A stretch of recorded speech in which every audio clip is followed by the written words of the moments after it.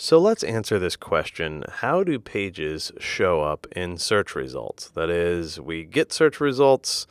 Why do some pages show up in those search results and others don't?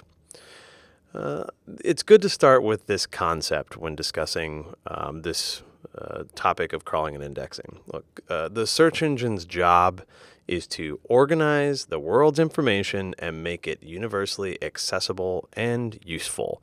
Now, the current way that people access the search engine databases is through either typing words or saying words. So what the search engine's trying to do is trying to make information accessible through the words that people use to describe their intent.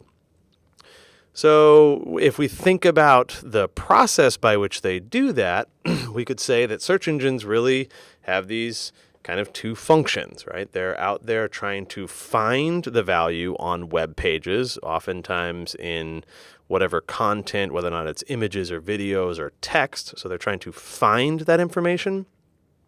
And then they need to deliver it to people in some way that matches the search intent with the words that have been used. So if we kind of break this into a little bit more proper search engine optimization terminology, we'd say the finding part is called crawling and indexing. Right? Search engines are going out and trying to find content. And then the delivery of it is them ranking it and displaying it in a search engine result page. So let's really focus our efforts here on understanding this crawling and indexing process. So the often used analogy for crawling and indexing is looking at like a subway system or a road map. Okay, and in this we can imagine that in a subway system or a train network, that all of the stations in the this network represent pages. Okay, so web pages, and between all of these different pages are links. So the train track themselves would be considered links in this analogy. And so what the search engine does, the way that it crawls sites, the term crawling and spidering are used synonymously for the most part for this discussion, is that they start at some known valuable site, or this is a conceptual way of imagining this. They start at some known valuable site, right? So Wikipedia, for example. And then Wikipedia has all these links to other sites. So the search engine will read all the Wikipedia pages, and wherever it links out to other pages, it'll then go through those links. So it'll crawl through those links to those other pages, read those pages, find any links, crawl to the others, etc. So this is the process of crawling, where the search engines are looking to find all of the valuable pages across the internet and save them somewhere. And what they're doing is they're storing them in an easy to retrieve format.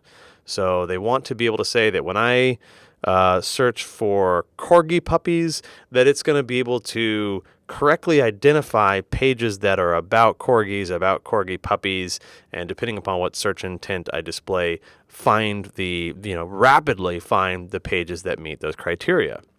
So the way that they store it is they store it in these data storage centers, right? And we would call this the index. So it has crawled pages and then it indexes them in the storage center.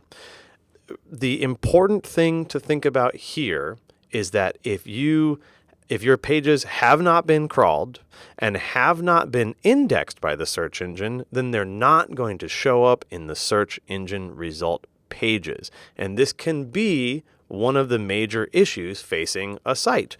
Why am I not showing up in ranks? Well, the first question is, are my pages even in the index? Are they even able to be displayed regardless of what the quality of the content is on that? So crawling errors and things that are associated with crawling and indexing can be a major problem for a site if you're not appropriately indexed.